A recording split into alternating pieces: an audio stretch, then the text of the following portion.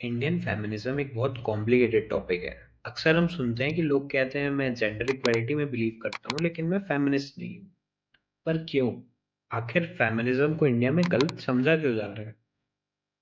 India में feminism को समझना इजी टास्क नहीं है।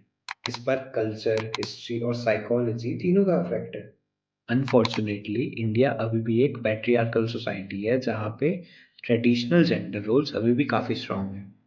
वुमेन्स को सेंचुरीज तक सेकेंडरी रोल दिया गया है, जैसे उनके पास केयर गिविंग और रेस्पॉन्सिबिलिटीज के काम डाल दिए गए हैं।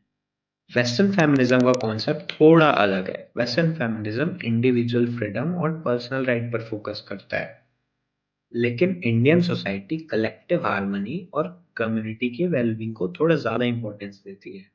इस क्लैश की वजह से लोग फेमिनिज्म को एक वेस्टर्न कॉन्सेप्ट समझने लगते हैं, जो एक्चुअली काफी गलत है। जेंडर गैप इंडेक्स के हिसाब से इंडिया 156 कंट्रीज में से 140th रैंक पे है। मतलब जेंडर इक्वेलिटी इंडिया में अभी भी दूर है। अब बात करते हैं साइकोलॉजी की, कि क्यों लोग फेमिनिज्म से दूर भागते हैं।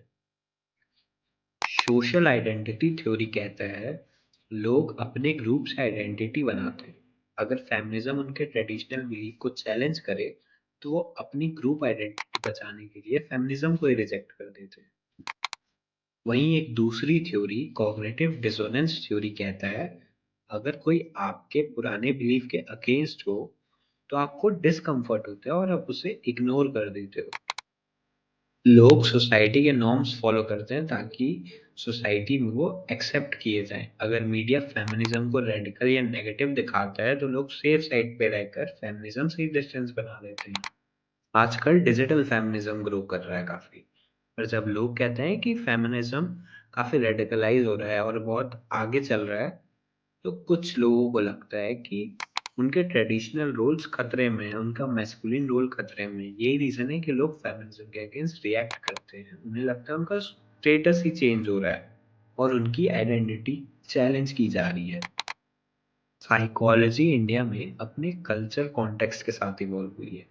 स्कॉलर्स कहते हैं हमें ह्यूमन बिहेवियर को इंडियन कल्चर के लेंस से समझना चाहिए, ना कि सिर्फ वेस्टर्न थ्योरीज से। वैदिक फिलॉसफी और ट्रेडिशनल इंडियन थॉट अलग पर्सपेक्टिव देते हैं लाइफ को और इक्वालिटी पर। इसलिए फेमिनिज्म को समझने के लिए हमें इंडियन रूट्स और कल्चर दोनों को कंसिडर भी करना होगा। इंडिया में जेंडर डिस्क्रिमिनेशन अभी भी कॉमन है, चाहे वो वायलेंस हो या डेली बायस। अवेयरनेस प्रोग्राम्स और एजुकेशन ही इन बायसेस को तोड़ सकते हैं। फॉर एग्जांपल, चाइना और इंडिया दोनों में फर्टिलिटी रेट सेम है, लेकिन इंडिया में वुमेन वर्कफोर्स पार्टिसिपेशन काफी कम है क्योंकि ट्रेडिशनल जेंडर रोल्स अभी भी काफी स्ट्रांग है इंडिया में। फेमिनिज्म ये सिस्टम तोड़ने की कोशिश करता है, पर बिना कल्चर को समझे चेंज पॉसिबल ही नहीं है। ग्लोबल फेमिनिज्म का फोकस अब सिर्फ इक्वालिटी नहीं रहा, अब वो वुमेन के अलग अलग एक्सपीरियंस और आइडेंटिटीज को भी इंक्लूड करता है। इंडिया में फेमिनिस्ट साइकोलॉजी एक क्रॉस डिसिप्लिनरी एरिया बन गई है, जहाँ फोकस है वुमेन का मेंटल हेल्थ, केयर गिविंग और आइडेंटिटी इश्यूज पर। Even Indian American communities feminism का यूज करते हैं जेंडर नॉर्म्स को चैलेंज करने के लिए, बिना अपने कल्चर खोए हुए, जो बैलेंस दिखाता है बिटवीन ट्रेडिशन और चेंज का। सो फेमिनिज्म इंडिया में एक इम्पोर्टेंट आइडिया नहीं है, ये हमारे रिफॉर्मर्स और कल्चरल रूट से इवॉल्व हुआ है। प्रॉब्लम टर्म फेमिनिज्म में नहीं है, बल्कि लोगों के परसेप्शन में। इक्वालिटी के लिए लड़ना अगेंस्ट मैन नहीं है, बल्कि सबके लिए एक फेयर और रेस्पेक्टफुल सोसाइटी बनाना है।